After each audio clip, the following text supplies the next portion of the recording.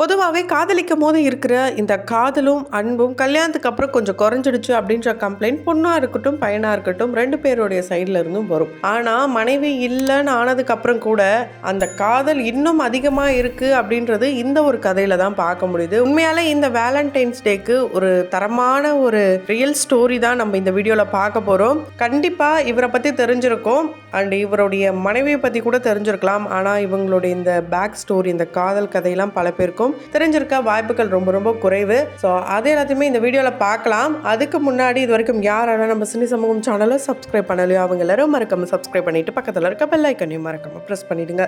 Royal Karthi and Monisha இவங்க 2 பேரையுமே Insta மூலமா ரொம்ப பிரபலமான பர்சன்ஸ் அப்படின்னே சொல்லலாம். இந்த இன்ஸ்டா வச்சு அந்த சோஷியல் மீடியா வச்சு பல பேரும் பல விஷயங்களை பண்ணிட்டு இருக்காங்க.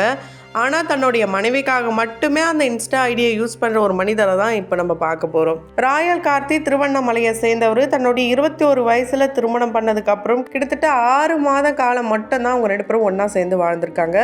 அதுக்கப்புறம் அந்த 6 மாத முடிவில் அவங்க முடி வெட்ட முடியாத அளவுக்கு கிட்டத்தட்ட 8 வருஷமாக அந்த முடியை வளர்க்குற அளவுக்கு அந்த காதல் இருந்திருக்குன்னா அப்போ அது எப்படிப்பட்ட காதல் பாருங்கள். ஸோ அவங்களுடைய மனைவி தன்னுடைய கண் முன்னாடியே இறந்த அந்த ஒரு விஷயம் இப்போ வரைக்கும் அவர் மறக்காமல் இருக்கார்.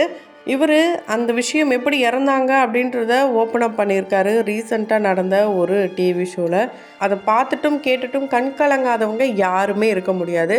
அந்த அளவுக்கு ரொம்பவே ஹார்ட் டச்சிங்காக இருந்தது. உண்மையாலே ஒரு மனுஷனால் இப்படிலாம் கூட இருக்க முடியுமா? ஏன்னா இப்போ இருக்கிற காலகட்டத்தில் ஒய்ஃப் கூட இருந்தால் கூட வேற ஒரு பொண்ணை பார்க்குற அந்த ஒரு சமூகமாக தான் இருக்குது. காதல் அப்படின்ற பேரில் சில சமூக சீர்கேடை விளைவிக்கிற வகையில் தான் ஒரு சில விஷயங்களை பண்ணிகிட்டு இருக்காங்க. அதெல்லாம் தாண்டி புனிதமான ஒரு காதல், கல்யாணம், திருமணம் நடந்தும் அடுத்த ஒரு பெண்ணை கூட நான் நினச்சி பார்க்கக்கூடாதுன்ற காரணத்துக்காக.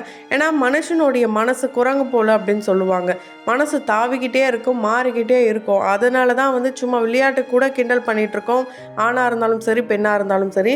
இருந்தாலும் அது எதுவுமே எனக்கு வரக்கூடாது. ஃபன்னுக்கு கூட நான் மற்ற பொண்ணை பற்றி பேசவும் கூடாது, மற்ற பொண்ணை பற்றி நினைக்கக்கூடாதுன்றதுக்காக தன்னுடைய மனைவியுடைய முகத்தையும் தன்னுடைய மனைவியுடைய பேரையும் உடம்பு முழுக்க பச்சை குத்தி வச்சுருக்காரு.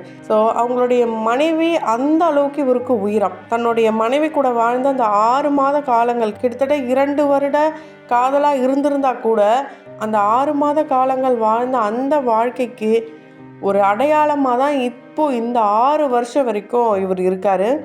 ஸோ அவங்களுடைய நினப்பில் அவங்களுக்கு இதெல்லாம் பிடிக்குமோ, ஒவ்வொரு பண்டிகையாக இருக்கட்டும், ஒவ்வொரு பிறந்த நாளாக இருக்கட்டும், திருமண நாளாக இருக்கட்டும், ஒவ்வொரு வருஷமும் அவருக்கு துணி எடுக்கிறாரோ இல்லையோ அவங்களுடைய மனைவிக்கு துணி எடுக்கிறது, அவங்க மனைவிக்கு பிடிச்சதை செஞ்சு வைக்கிறது எல்லாத்தையுமே பண்ணுவாராம். கையில் காசு இருந்தால் போதும் தன்னுடைய மனைவி பேரை சொல்லி மற்ற குழந்தைங்களுக்கு செலவு பண்ணுறது, மற்றவங்களுக்காக வாழ்கிறது. இது போல் வாழ்க்கைலாம் யார் இந்த காலத்தில் வாழ்கிறாங்கன்னு தெரியல. ஆனால் இந்த மனுஷன் பண்ணுறாரு. உண்மையாலே இது பெரிய விஷயந்தான். சும்மா பேருக்குன்ட்டு 1 வருஷம் 2 வருஷம் பண்ணலாம். கிட்டத்தட்ட 6 வருஷமாக பண்ணுறதுலாம் சாதாரண விஷயமே கிடையாது.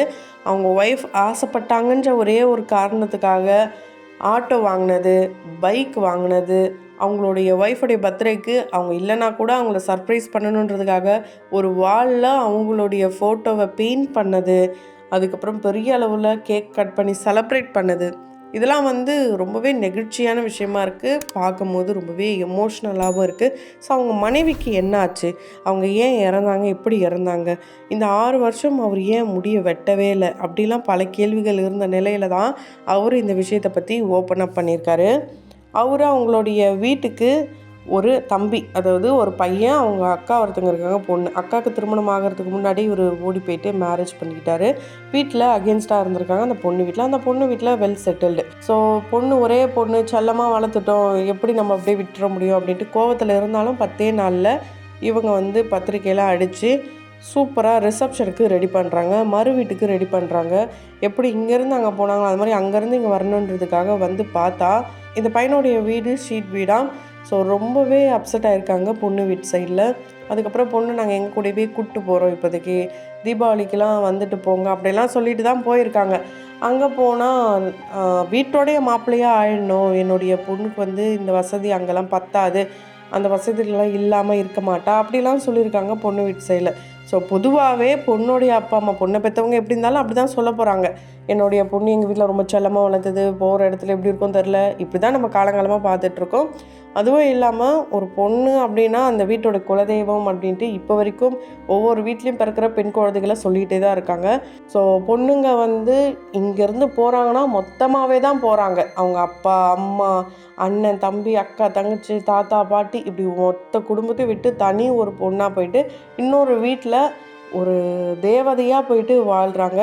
அது ஒரு சிலருக்கு மட்டும்தான் அந்த மாதிரி ஒரு வாழ்க்கை அமையுது. அந்த மாதிரி ஒரு வாழ்க்கையை தன்னுடைய மனைவிக்கு அமைச்சு கொடுக்கணும் தான் இவர் நினச்சாரு. ஆனால் முடியல அப்படின்ற ஒரு ஏக்கம், ஒரு குற்ற உணர்ச்சியாகவே இப்போ வரைக்கும் இவருடைய மனசில் இருக்குது.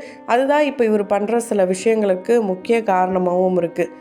ஏன் அப்படின்னா, அவர் அங்கே போயிருந்தாருன்னா கண்டிப்பாக இந்த ஒரு மரணம் நடந்திருக்காதோ அப்படின்ற எண்ணம் இவருக்குள்ளே இப்போ வரைக்கும் இருக்குன்னே சொல்லலாம். ஸோ அக்காவுடைய திருமணம் முடியட்டும், அதுக்கப்புறம் வரேன்னு சொன்னதுனால தான், இல்லை என்னுடைய வீட்லேயும் விட மாட்டுறாங்க, நீயும் வரமாட்ற, என்னால் இருக்கவே முடியல, வா மாமான்ட்டு அந்த மோனிஷா கூப்பிட்டதாகவும், இவர் வந்து எனக்கு வேலையாக இருக்குது, நான் அப்புறம் கூப்பிட்றேன் அப்படின்ட்டு அலட்சியமாக இவர் ஃபோனை கட் பண்ணிட்டாரு.